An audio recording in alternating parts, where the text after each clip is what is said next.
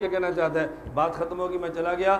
وہ دن اور یہ دن بحمداللہ تعالیٰ قادر پراما اس ڈیرے سے جماعت المسلمین کا وجود ختم ہوگا۔ یہ مناظرہ نہیں ہے۔ آپ کہتے ہیں آپ نے کون سا مناظرہ کیا ہے؟ یہ مناظرہ نہیں ہے۔ آپ کے مناظرے کا مطلب یہ ہوتا ہے 10 ادھر ہو 10 ادھر لڑتے رہے اور نتیجہ کچھ بھی نہ ہو، ہون ہویا مناظرہ۔ اب ہوا نا مناظرہ، مانا جو نہیں وہ کون سا مناظرہ کہ مان لیں۔ میں بحمداللہ تعالیٰ اتنی گفتگو میری اس عنوان پر موجود ہے نا، اور بحمداللہ اس کے نتائج نکلتے ہیں۔ جب تک پسند کا میدان نہ چلے ہم نہیں آتے۔ اب بات سمجھ آ گئی ہے لانا کیسے ہے؟ میں بتا رہا تھا، اس لڑکے نے فون کیا، میں 4 ماہ لگا کر آیا ہوں۔ بات ہے نا ذہن میں تو اصل اصول سمجھانے کے لیے ساری باتیں آپ کی خدمت میں پیش کر رہا ہوں۔ وہ لڑکا آ گیا، میں نے کہا اچھا تو تبلیغی جماعت سے تعلق رکھتا ہے؟ مجھے کہتا ہے جی ہاں۔ 4 ماہ لگائے ہیں؟ کہتا ہے جی ہاں۔ میں نے کہا مجھے کیا پتا تو مسلمان بھی ہے کہ نہیں، مجھے کیا پتا، تو نے فون کیا ہے، میں نے فون سن لیا ہے، تو نے چلا لگایا 4 ماہ جھوٹ بولتا ہے سچ بولتا ہے، مجھے تو نہیں پتا۔ تو تبلیغ جماعت والا نہیں ہے، سچ بولتا ہے جھوٹ، مجھے تو نہیں پتا۔ مجھے تو یہ بھی نہیں پتا تو مسلمان بھی ہے کہ نہیں۔ کہتا نہیں الحمدللہ میں مسلمان ہوں۔ میں نے کہا کلمہ سنا؟ اس نے کہا لا الہ الا اللہ محمد رسول اللہ۔ اب یہ جال میں آنا شروع ہو گیا، اس کو نہیں پتا میں کیسے پھنس رہا ہوں۔ میں نے کہا سنا کلمہ؟ کہتا ہے لا الہ الا اللہ محمد رسول اللہ۔ میں نے کہا اچھا کبھی پیشاب بھی کرتا ہے؟ کھانا کھائے پیشاب کرتا ہے؟ اس نے کہا جی کرتا ہوں۔ میں نے کہا تو پیشاب بیٹھ کر کرتا ہے یا کھڑے ہو کے؟ اس نے کہا جی بیٹھ کے کرتا ہوں۔ میں نے کہا بہت اچھا۔ نمازیں کتنی پڑھتا ہے؟ اس نے کہا جی 5 نمازیں پڑھتا ہوں۔ میں نے کہا اکیلا یا جماعت کے ساتھ؟ کہتا ہے جماعت کے ساتھ۔ میں نے کہا جب جماعت کے ساتھ نماز ہوتی ہے تو مکبر تکبیر بھی پڑھتا ہے؟ میں نے کہا جی ہاں۔ میں نے کہا سنا مجھے۔ اب اس نے تکبیر سنائی۔ میں نے کہا اذان بھی ہوتی ہے؟ کہتا جی ہاں۔ میں نے کہا اذان سنا۔ اس نے پوری اذان سنا دی۔ میں نے کہا اچھا بیٹا یہ جو تو کلمہ پڑھا اور مسلمان ہو گیا، یہ بخاری شریف کی کس حدیث میں آ گیا کہ نہیں سمجھ آئی؟ آ گیا نا گیڑے میں؟ میں ڈائریکٹ کہتا نا ترمذی میں ہے، اس کو سمجھ نہیں آنی تھی۔ وہ تو پہلے اس کو بات بنا کر بیٹھے تھے نا، جو مخالف عمارت بنا کر لایا ہے نا، پہلے اس عمارت کو توڑ دو پھر اپنی عمارت بنانی شروع کر دو، اگلی عمارت کو ختم کرو پھر عمارت بناؤ۔ میں نے کہا جو آپ نے کلمہ پڑھ کے مسلمان ہوئے ہیں لا الہ الا اللہ محمد رسول اللہ، مجھے ذرا بخاری کی حدیث سنائیں کلمہ کہاں پر ہے؟ کہتا ہے نہیں ہے۔ میں نے کہا مجھے کیا پتہ نہیں ہے کہ نہیں، میں تو آپ سے پوچھ رہا ہوں بتائیں۔ چپ۔ کہتا ہے نہیں ہے۔ میں نے کہا مجھے نہیں نہ پوچھو، میں نے پوچھا مجھے پہلا کلمہ بخاری سے بتاؤ۔ بخاری نہیں آتی مسلم شریف سے بتا دے، نہیں آتی ترمذی سے بتا دے، سنن نسائی سے بتا دے، ابو داؤد سے بتا دے، ابن ماجہ سے۔ میں نے کہا بیٹا سیاستہ میں سے کسی کتاب سے مجھے پہلا کلمہ ثابت کر دے۔ کہتا ہے مولوی صاحب نہیں ہے۔ میں نے کہا مجھے بتا اگر یہ سیاستہ میں کلمہ نہ ہو پھر ہم کلمہ چھوڑ دیں؟ مجھے کہتا ہے جی نہیں۔ میں نے کہا جب بخاری بھی نہیں پھر ہم کیوں پڑھیں؟ مجھے کہتا ہے جی بخاری بھی نہیں تو حدیث کی اور کتابیں تھوڑی ہیں۔ میں نے کہا ٹھیک ہے۔ میں نے کہا اچھا یہ بتا یہ جو پیشاب تو کرتا ہے بیٹھ کر یا کھڑے ہو کر؟ مجھے کہتا ہے جی بیٹھ کر۔ میں نے کہا بخاری شریف میں تو ہے کہ اللہ کے نبی صلی اللہ علیہ وسلم نے کھڑے ہو کر پیشاب فرمایا، اور ایک حدیث نہیں 4 حدیثیں ہیں، اور پوری بخاری میں بیٹھ کر پیشاب کرنے کی ایک حدیث بھی نہیں۔ اب بخاری کو دیکھے تو پیشاب کھڑے ہو کر کرنا چاہیے، اور ترمذی کو دیکھے تو بیٹھ کر کرنا چاہیے۔ ترمذی میں بیٹھ کر پیشاب کرنے کی حدیث ہے، اور نہ میں نے اسے کہا بخاری میں تو کھڑے ہو کر پیشاب کرنے کی حدیث ہے، بیٹھ کر پیشاب کرنے کی حدیث نہیں ہے۔ مجھے کہتا ہے اگر بخاری میں نہیں ہے تو ترمذی میں تو ہے نا بیٹھ کر کرنے کی۔ میں نے کہا بھی پہلے بخاری ترمذی نہیں، پہلے بخاری بتا۔ اچھا یہ بتا جو تو اذان پڑھتا ہے، ایک اذان کے کلمات جو تو نے مجھے سنائے ہیں، یہ کلمات اذان بخاری میں ہیں؟ آپ دل بڑا رکھو، یہ نہ سمجھنا کہ شاید اس دلیل نے ٹوٹ جانا ہے۔ میں نے کہا بخاری شریف میں ہے؟ مجھے کہتا ہے نہیں۔ میں نے کہا نہیں بتاؤ ہے یا نہیں؟ اس نے کہا نہیں۔ تو میں نے کہا پھر یہ اذان پڑھنی چھوڑ دے، کوئی اور اذان تلاش کرے، جب بخاری میں نہیں تو پھر کیوں کرے؟ مجھے کہتے ہیں مولانا صاحب سارے مسائل کے بخاری پر تو نہیں ہے۔ میں نے کہا بیٹا کلمے کا مدار بخاری پر نہیں ہے، پیشاب کے استنجے کا بخاری پر نہیں ہے، اذان اقامت کا بخاری پہ نہیں ہے، ایک رفع الیدین کا کیا قصور ہے کہ اس کا مدار صرف بخاری پر ہے؟ میں نے کہا مجھے سمجھا۔ اب چپ۔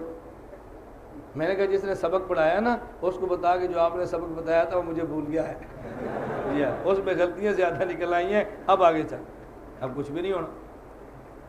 میں جو پوری گفتگو سمجھا رہا ہوں نا، آپ کو مسئلہ سمجھ آ جائے اور پھر دیکھو دلائل آپ کے ساتھ چلتے کیسے ہیں اور بات عوام مانتی کیسے ہے، آپ کی حنفیت دنیا میں پھیلتی کیسے ہے۔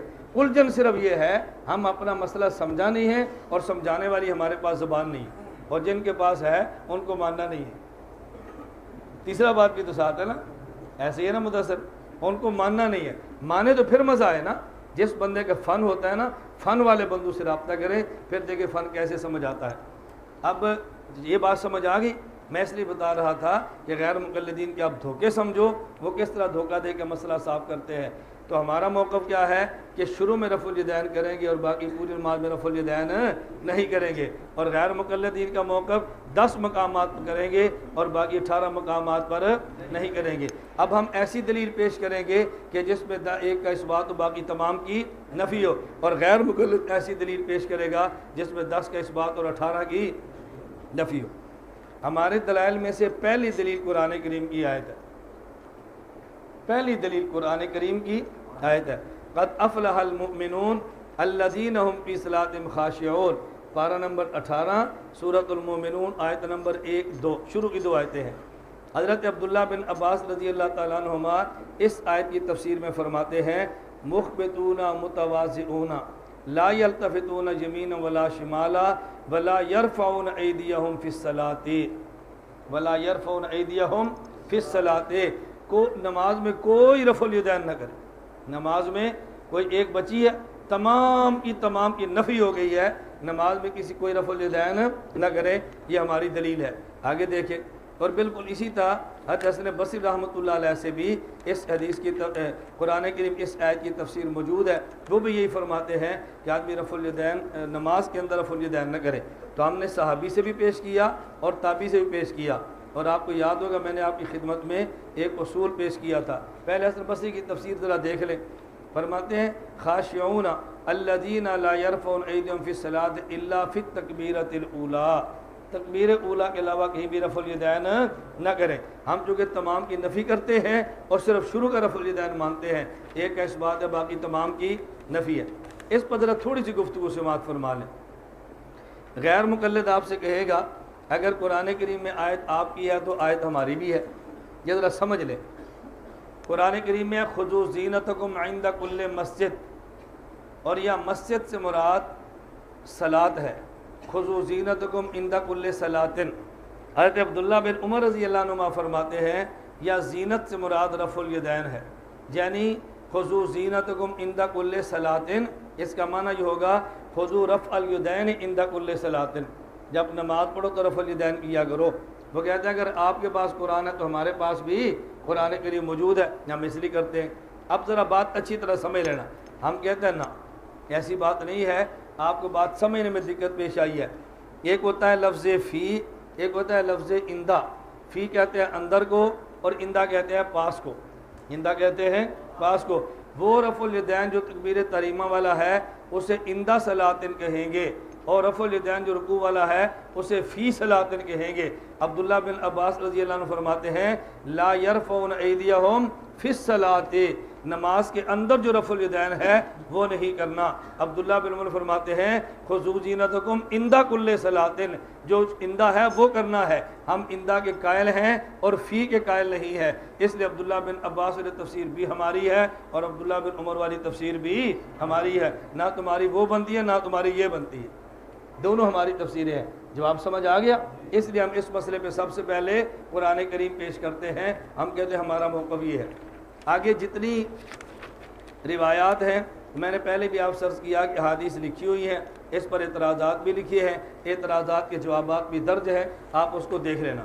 میں صرف 1-2 باتیں سمجھانے کے لیے عرض کرتا ہوں تاکہ ترک رفع الیدین کے حوالے سے مسئلہ آپ کے اوپر کھل جائے۔ ایک بات ذرا اچھی طرح سمجھیں، غیر مقلدین نے آپ سے کہنا ہے اگر آپ رفع الیدین نماز کے درمیان میں نہیں کرتے تو ہم ثابت کرتے ہیں کہ تم نماز کے اندر رفع الیدین کرتے ہو۔ وہ کون سا؟ جب آپ وطر پڑھتے ہیں تو دعائے قنوت کے لیے آپ رفع الیدین اٹھا کر تکبیر کہتے ہیں اللہ اکبر، تو عبداللہ بن عباس کی تفسیر ہے لا یرفعون ایدیہم فی الصلاۃ، یہ تفسیر تو تمہارے بھی خلاف ہے، لا یرفعون ایدیہم فی الصلاۃ یہ تمہارے بھی خلاف ہے، اس لیے کہ تم بھی تو اندر رفع الیدین کر لیتے ہو۔ دوسرا اعتراض، جب آپ نماز عید پڑھتے ہو تو آپ 3 تکبیر پہلی رکعت میں اور 3 تکبیریں دوسری رکعت میں، وہ بھی نماز کے اندر ہی کرتے ہو نا، تو پھر یہ عبداللہ بن عباس رضی اللہ عنہما کی تفسیر اگر ہمارے خلاف ہے تو تمہارے بھی خلاف ہے۔ ذرا اس کا جواب سماعت فرما لیں۔ ہم کہتے ہیں قرآن کریم کو دیکھیں، قرآن کریم سے یہ پوچھیں کہ نماز کسے کہتے ہیں اور نماز کی اصل منشا کیا ہے، تو قرآن کریم کہتا ہے اقم الصلاۃ لذکری، نماز قائم کرو اللہ کے ذکر اور اللہ کی یاد کے لیے۔ معلوم ہوا کہ نماز اللہ کے ذکر کا نام ہے، جہاں اللہ کا ذکر ہوگا وہ نماز ہوگی، اور جہاں اللہ کا ذکر نہیں ہوگا وہ نماز نہیں ہوگی۔ یہ تو نماز کی روح قرآن کریم نے بیان فرمائی ہے کہ نماز کی روح اللہ کا ذکر ہے۔ اب ہم دیکھتے ہیں کہ نماز میں دو چیزیں ہوتی ہے، نمبر ایک افعال اور نمبر دو اقوال، نمبر ایک افعال اور نمبر دو اقوال۔ اب جو نماز میں اقوال ہیں، اللہ اکبر، سبحانک اللہم و بحمدک، الحمدللہ رب العالمین، قل اعوذ برب الفلق، سبحان ربی العظیم، سمع اللہ لمن حمدہ، سبحان ربی الاعلیٰ، التحیات للہ، یہ سارے اقوال تو ذکر ہے نا۔ اب مسئلہ ہے افعال کا، افعال ذکر بنتے ہیں یا نہیں؟ ہم کہتے ہیں افعال میں سے وہ فعل جو مقرون بالذکر ہو اسے ذکر شمار کرتے ہیں، اور جو مقرون بالذکر نہ اس کو ذکر شمار نہیں کرتے۔ نماز میں وہ افعال کہ جو اللہ کے ذکر کے ساتھ ملے ہوئے ہیں وہ ذکر کے حکم میں ہیں، اور جو ذکر کے ساتھ ملے ہوئے نہیں وہ ذکر کے حکم میں بھی نہیں ہے۔ اب ذرا دیکھنا، ہم نماز شروع کرنے لگے ہیں، اللہ اکبر، یہ ہاتھ اٹھایا ہے نا بھئی، ہاتھ اٹھایا ہے نا۔ اب یہ ہاتھ اٹھانا فعل ہے یا قول ہے؟ لیکن جب ہاتھ اٹھایا تو ساتھ کیا کہا؟ اب یہ ایسا فعل ہے جو اللہ کے نام کے ساتھ ملا ہوا ہے، اسے کہتے ہیں رفع الیدین مقرون بذکر ہے، یا اقم الصلاۃ لذکری کا حصہ ہے۔ ہم نے باندھ لیا ہاتھ، اب ہاتھ باندھ کے کھڑے ہیں، یہ قیام ہے نا، اور کیا پڑھ رہے ہیں؟ سبحانک اللہم و بحمدک، یہ قیام ایسا ہے جو مقرون بذکر ہے۔ اس کے بعد آپ رکوع میں گئے ہیں، آپ نے کہا جی اللہ اکبر، یہ جو رکوع میں نیچے گئے ہیں یہ آپ کا فعل ہے، لیکن ساتھ جو اللہ اکبر کا یہ اللہ کا ذکر ہے۔ اب گویا رکوع میں جانا جو آپ کا فعل ہے یہ مقرون بھی ذکر ہے، اللہ کے نام کے ساتھ ملا ہوا ہے، یا اقم الصلاۃ لذکری کا حصہ بن گیا۔ پھر اٹھے ہیں، سمع اللہ لمن حمدہ، اب آپ اٹھے ہیں یہ فعل ہے، اور ساتھ سمع اللہ لمن حمدہ کا تو یہ ذکر ہے۔ اب گویا کہ سمع اللہ لمن حمدہ یہ اٹھنا آپ کا جو قومہ ہے یہ مقرون بھی ذکر ہے کہ سمع اللہ لمن حمدہ کے ساتھ یہ ملا ہوا ہے۔ پھر آپ یہ سجدے میں اللہ اکبر، یہ سجدے میں جانا فعل ہے، اور اللہ اکبر اللہ کا ذکر ہے، تو یہ فعل بھی مقرون بھی ذکر ہے، اللہ کے نام کے ساتھ ملا ہوا ہے۔ بات سمجھ آ رہی ہے؟ اچھی طرح بات سمجھنا۔ اچھا، جب ہم وتر پڑھ رہے تھے ہم کھڑے ہیں، پہلے فاتحہ پڑھی ہے، پھر سورت پڑھی ہے، اب دعائے قنوت کے لیے آپ نے رفع الیدین کیا، اللہ اکبر، ہاتھ اٹھائے ہیں نا، تو ساتھ آپ نے اللہ کا نام لیا۔ اب ہاتھ اٹھانے والا فعل اللہ اکبر اور ذکر کے ساتھ مل گیا تو یہ اقم الصلاۃ لذکری کا حصہ بن گیا، نماز کی روح شامل ہے۔ اور جب آپ عیدین کی نمازیں پڑھتے ہیں اس میں جب پہلی رکعت میں 3 تکبیریں اور دوسری میں 3 تکبیریں پڑھیں گے، ہر تکبیر پر آپ ہاتھ اٹھاتے ہیں، ہاتھ بھی اٹھائیں گے، اللہ اکبر بھی کہیں گے۔ اب ہم کہتے ہیں کہ نماز کے جتنے افعال ہیں ہر فعل اللہ کے نام کے ساتھ ملا ہوا ہے، اور ہم نماز میں جا رفع الیدین کرتے ہیں، ہمارا ہر رفع الیدین اللہ کے نام کے ساتھ ملا ہوا ہے۔ غیر مقلدین سے ہم پوچھتے ہیں جو تمہارا رفع الیدین ہے نا ذرا اس کا اجازہ لیتے ہیں۔ ایک آدمی نماز پڑھ رہا تھا، اب جب رکوع میں گیا ہے نا اس نے کہا اللہ اکبر، یہ رکوع میں جا رہا ہے اور اللہ اکبر بھی کہہ رہا ہے، تو یہ رکوع میں جانا اللہ اکبر کے ساتھ ملا ہوا ہے، اور جو ساتھ اس نے ہاتھ اٹھائے ہیں یہ ہاتھ اٹھانے خالی ان ذکر ہے، ہاتھ اٹھانا یہ خالی ان ذکر ہے۔ تو رکوع میں جانا یہ فعل ہے، اقم الصلاۃ لذکری کے تحت داخل ہے، چونکہ ساتھ اللہ کا ذکر ہے، اور جو آپ نے ہاتھ اٹھایا ہے اس کے ساتھ کوئی ذکر موجود نہیں۔ اللہ اکبر یا تو رفع الیدین کے لیے ہوگا اور یا رکوع کے لیے ہوگا۔ اگر رکوع کے لیے ہو تو رفع الیدین کے لیے نہیں ہے، رفع الیدین کے لیے ہو تو پھر رکوع کے لیے نہیں۔ ہم دونوں میں فرق کریں تو رفع الیدین کو آپ سنت کہہ سکتے ہیں، لیکن رکوع تو فرض ہے نا، اہمیت رکوع کی زیادہ ہے، رفع الیدین کی اہمیت کم ہے۔ تو یہ تکبیر رکوع کے لیے ہو گئی اور رفع الیدین بغیر اللہ کے نام کی ہو گیا، غیر مقرون بالذکر ہے۔ اس لیے جتنے رفع الیدین ہم کرتے ہیں، اچھا جب آپ اٹھیں گے سمع اللہ لمن حمدہ، آپ اٹھ بھی رہے ہیں، اللہ کا نام بھی لے رہے ہیں، کہ جو آپ ہاتھ اٹھا رہے ہیں یہ بغیر اللہ کے ذکر کے ہیں، اسی طرح تیسری رکعت میں اٹھے ہیں اللہ اکبر کہا تو اٹھ گئے، اٹھنا اللہ اکبر کے ساتھ ملا ہوا ہے، اور اس کے بعد جو ہاتھ اٹھائے وہ خالی عن ذکر اللہ ہے۔ پتہ یہ چلا احناف کا رفع الیدین بھی ہے، وہ ذکر کے ساتھ مقرون ہونے کی وجہ سے اقم الصلاۃ علی ذکری کے تحت شامل ہے، اور تمہارا رفع الیدین خالی عن ذکر ہے۔ ہمارا رفع الیدین نماز کا حصہ ہے اور تمہارا رفع الیدین نماز کا حصہ نہیں ہے۔ بات سمجھ آ گئی ہے؟ اس سے اتنا بڑا ایک مسئلہ حل ہوا۔ اگر آپ کا ذوق ہو تو پھر بات سمجھ آئے۔ میں رات ایک طالب علم سے کہہ رہا تھا کہ فقاہت نام ہے ذوق کا۔ فقاہت نام کس کا ہے؟ ذوق کا۔ ہم کہتے ہیں کہ رفع الیدین کرنا غیر مقلدین والا یہ مکروہ ہے۔ یہ کیا ہے؟ مکروہ ہے۔ اور ہمارا ترک رفع الیدین کیا ہے؟ سنت ہے۔ اور جب آدمی بار بار مکروہ کا ارتکاب کرے یہ عمل کثیر ہوتا ہے اور اس سے نماز ادا نہیں ہوتی۔ بھئی جب ایک فعل نماز کے اندر ہے اور وہ نماز کا حصہ ہی نہیں ہے تو پھر قیاس کا تقاضا یہ تھا کہ جب دوسری بار کرے تو نماز سے نکل جائے۔ اگر آپ نماز سے نہ بھی نکلیں تو کم از کم اس کو مکروہ تحریمی کا فتویٰ تو آپ کو دینا چاہیے نا۔ بھئی جو عمل نماز کا حصہ نہ ہو پھر نماز میں کریں وہ مکروہ تحریمی ہوگا یا سنت ہوگا؟ اس لیے ہم ترک رفع الیدین کو سنت کہتے ہیں اور رفع الیدین کو مکروہ تحریمی کہتے ہیں۔ ایک اور بات سمجھیں، غیر مقلدین شوشہ چھوڑیں گے اور ہمارے حضرات اس شوشے کے اندر آ جائیں گے اور کبھی ان کی باتیں لے کر ہمارے اوپر اعتراض کرنا شروع کر دیں گے۔ غیر مقلد کیا شوشہ چھوڑیں گے اور ہمارے حضرات اس کو قبول کیسے کریں گے؟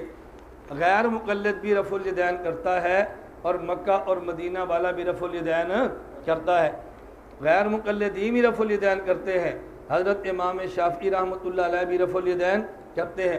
اب لوگ ہم سے پوچھتے ہیں اگر رفع الیدین کرنا غلط ہے تو پھر امام شافعی کا بھی غلط ہو، مکہ اور مدینہ والوں کا بھی غلط ہو، ان کے پیچھے نماز نہیں پڑھنی چاہیے، اور اگر رفع الیدین کرنا ٹھیک ہے تو پھر غیر مقلدین کا بھی ٹھیک ہونا چاہیے۔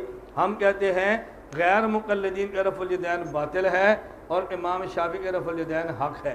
غیر مقلدین کا مکروہ تحریمی ہے، ان کا رفع الیدین سنت ہے، ان کا رفع الیدین قابل قبول ہے، ان کا رفع الیدین قابل قبول ہے۔ غیر مقلد رفع الیدین کرے تو نماز میں خدشہ کے ساتھ نہ ہو اور امام شافعی اس کو مقلد کرے، ہمیں پورا یقین ہے کہ وہ نماز ہو جائے گی۔ اب دونوں میں ذرا فرق سمجھنا، اگر کسی مسئلے پر دو حدیثیں موجود ہوں اور فیصلہ نبی کریم صلی اللہ علیہ وسلم فرمائیں تو کہتے ہیں مسئلہ حدیث کا ہے اور فیصلہ اللہ کے نبی کا ہے۔ اور اگر ایک مسئلے پر دو حدیثیں موجود ہوں، نبی کریم صلی اللہ علیہ وسلم فیصلہ نہ فرمائیں، کہتے ہیں مسئلہ فقہ کا ہے اور فیصلہ مجتہد کا ہے، فیصلہ مجتہد کا ہے۔ رسول اللہ صلی اللہ علیہ وسلم مکہ مکرمہ سے مدینہ منورہ تشریف لائے، آپ نے حکم دیا کہ کتوں کو قتل کر دو، اور بعد میں مخصوص کتے رکھنے کی اجازت بھی شکار کے لیے یا رکھوالی کے لیے اجازت بھی دی ہے۔ مکہ مکرمہ آئے تو حکم دیا، مکہ مکرمہ سے مدینہ منورہ آئے تو حکم دیا گیا قبرستان نہ جایا کرو، اور بعد میں حکم دیا گیا کہ اب تم قبرستان جا سکتے ہو۔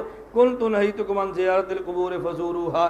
اب دیکھو ایک مسئلے پر دو حدیثیں ہیں اور فیصلہ اللہ کے نبی صلی اللہ علیہ وسلم فرمایا۔ اب ہم کہیں گے زیارت قبور کا مسئلہ حدیث کا ہے اور فیصلہ اللہ کے نبی کا ہے۔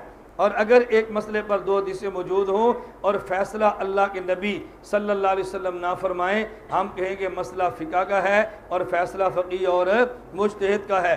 رسول اللہ صلی اللہ علیہ وسلم نے نماز میں آمین اونچی آواز سے بھی فرمائی ہے اور آمین آہستہ بھی فرمائی ہے، لیکن یہ فیصلہ نہیں فرمایا کہ میں پہلے آمین جہرن کہتا تھا اب میں نے چھوڑ دی ہے تم جہرن نہ کہنا، یا میں پہلے سرن کہتا تھا اب میں نے چھوڑ دی ہے اب تم سرن نہ کہنا۔ فیصلہ نہیں فرمایا، فیصلہ بعد کے مجتہدین نے فرمایا۔ حضرت امام اعظم ابو حنیفہ رحمۃ اللہ علیہ نے دلائل کی روشنی میں آمین بالسر کو ترجیح دی ہے، حضرت امام احمد بن حنبل رحمۃ اللہ علیہ نے دلائل کی روشنی میں آمین بالجہر کو ترجیح دی ہے۔ اب اگر ایک مسئلے پر حدیثیں دو ہوں، فیصلہ نبی پاک صلی اللہ علیہ وسلم فرمائیں تو مسئلہ حدیث کا اور فیصلہ اللہ کے نبی کا۔ اگر ایک مسئلے پر دو حدیثیں موجود ہوں، رسول اللہ صلی اللہ علیہ وسلم فیصلہ فرما کے نہ جائیں تو مسئلہ فقہ کا اور فیصلہ مجتہد کا۔ یہ رفع الیدین، ترک رفع الیدین کا مسئلہ، اس پر دونوں قسم کی حدیثیں موجود ہیں اور فیصلہ بعد میں فقہا نے فرمایا، بعضوں نے رفع الیدین کو ترجیح دی ہے اور بعضوں نے ترک رفع الیدین کو ترجیح دی ہے۔ تو یہ مسئلہ حدیث کا اور فیصلہ اللہ کے نبی کا نہیں ہے، یہ مسئلہ فقہ کا اور فیصلہ مجتہد اور فقہا کا ہے۔ مکہ اور مدینہ والا یہ بات کہتا ہے کہ مسئلہ فقہ کا ہے اور فیصلہ امام احمد بن حنبل کا ہے، ہم پاکستان والے کہتے ہیں یہ مسئلہ فقہ کا ہے اور فیصلہ امام اعظم ابو حنیفہ نعمان بن ثابت کا ہے. غیر مقلد کہتے ہیں یہ مسئلہ حدیث کا ہے اور فیصلہ اللہ کے رسول کا ہے. مجتہد کے فیصلے کو رسول کا فیصلہ کہنا یہ بددیانتی ہے. مکہ اور مدینہ والوں کا رفع الیدین دیانت والا ہے اور ان کا بددیانتی والا ہے. دیانت سے چیز آنے والی قابل قبول ہوتی ہے اور بددیانتی سے آنے والی چیز ناقابل قبول ہوتی ہے. دیانت والی کو حلال کہتے ہیں اور بددیانتی والوں کو حرام کہتے ہیں. یہ مطبخ میں کھانا پکا ہوا ہے، محتمم ناظم سے اجازت لے کر لیں تو حلال ہوگا اور چوری کر لیں تو پھر حرام ہوگا. وہی بکرا، وہی مطبخ، وہی بورچی ہے. اجازت ہو تو حلال ہے، اجازت نہ ہو تو پھر حرام ہے. میں بات کہہ رہا تھا ان کا رفع الیدین دیانت والا اور ان کا بد دیانت والا ہے. جو فقیہ کے فیصلے کو فقیہ کا فیصلہ سمجھ کر مانے یہ دیانت والا ہے، اور جو فقیہ کے فیصلے کو، محدث کے فیصلے کو نبی کا فیصلہ کہہ کر بتائے یہ بد دیانتی والا ہے. ہم دیانت رفع الیدین کو سنت کہتے ہیں اور بد دیانتی والے کو مکروہ کہتے ہیں. دیانت والے کو حق کہتے ہیں، بد دیانتی والے کو باطل کہتے ہیں. دیانت والے کو مان لیتے ہیں اور بد دیانتی والے کو کسی حال میں ماننے کے لیے تیار نہیں ہیں. بات سمجھ آ گئی ہے؟ دوسرا فرق اچھی طرح سمجھو. میں یہ بات سمجھا رہا تھا